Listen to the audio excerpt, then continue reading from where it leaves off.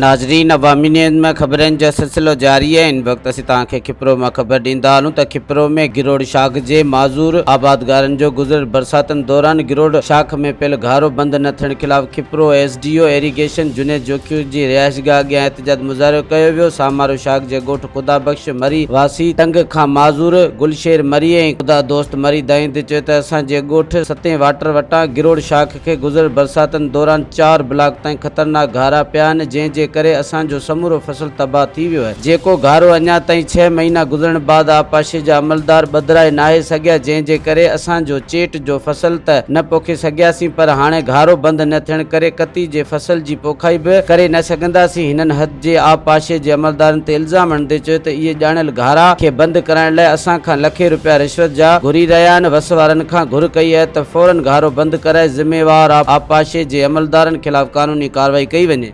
मसलो आहे गिरोड़ शाख जो 3 चक्कर असां ॿुधायूं, शाख पकी थी आहे, असां 3 चक्कर ॿुधायूं, पाड़े जा ज़मींदार असीं पाण में विड़ूं पिया, ऑफिसर को बि असांजो धणी न पियो थिए। अॼु बि बि ॾिसो ॿिन्हिनि में पाणी हले पियो, हर शइ हले पियो, हारनि जा घर ॿुॾनि पिया, असां संदा घर ॿुॾनि पिया।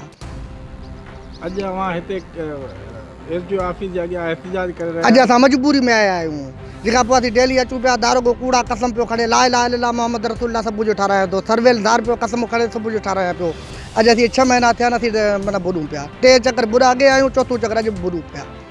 न अॼु तव्हां जेको एसडीओ ऑफिस कपरो वटि आपाशी एसडीओ वटि आया आहियो, एसडीओ सां तव्हांजो राब्तो थियो आहे? एक्स्ट्रो नंबर बंदि करियो, धणी घर सुतो पियो आहे, सर्वेल नंबर बंदि करे वेठो आहे, दारोगो नंबर बंदि करे वेठो आहे। जेसि ताईं हाणे असांजो कमु स्टार्ट न थींदो तेसि ताईं असीं यकी ते वेठा आहियूं। फुट घारो आहे शाख में, घर 4 ब्लॉक टुटा पिया आहिनि, वाटर सूधी, हा वाटर घारो सॼो गॾु आहे।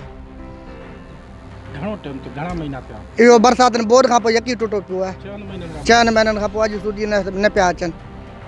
सियासी माण्हुनि तव्हांजी मदद कई? सियासी चेयरमैन बेयरमैन सभु सलाही लॻा पिया आहिनि, माल खायो घर वेठा आहिनि, केर बि मदद कंहिंजो कोन थो करे।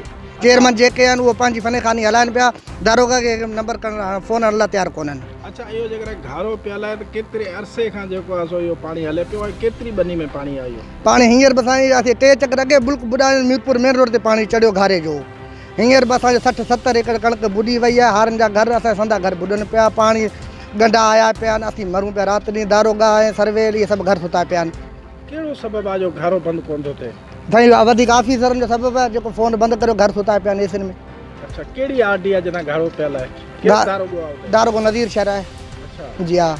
मज़ीद खबरों और तफसीलात के लिए विजिट करें हमारी वेबसाइट www.awamiNewsHD.com।